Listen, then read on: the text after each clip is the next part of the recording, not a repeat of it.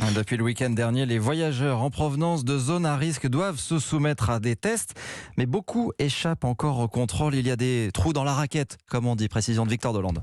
16 pays à risque sont sur la liste rouge dressée par la France. Les voyageurs qui reviennent de ces zones devront présenter un test négatif et s'ils ne peuvent pas se faire tester avant leur départ, le prélèvement s'effectuera à l'aéroport sur le sol français. Si le test au coronavirus est positif, le voyageur devra rester à l'isolement pendant 14 jours. Seulement voilà, cet isolement se fait sur la base du volontariat, il n'est pas obligatoire. Autre problème, si un voyageur revient d'un pays à risque en faisant escale dans un autre pays de l'Union européenne, il ne sera pas obligé de présenter un test. Des contrôles insuffisants pour Jean-Paul Stahl, professeur de pathologie infectieuse au CHU de Grenoble. Il faut contrôler plus de pays. Il faudrait aller idéalement jusqu'au bout et contrôler toute personne qui franchit la frontière en provenance d'un pays à risque. Mais d'un autre côté, ça se heurte au besoin de faire survivre l'économie du pays. Pour les voyageurs qui arrivent en train, aucun test n'est exigé pour le moment. La SNCF a lancé une expérimentation pour prendre la température des passagers avant leur montée dans le train grâce à des bornes santé.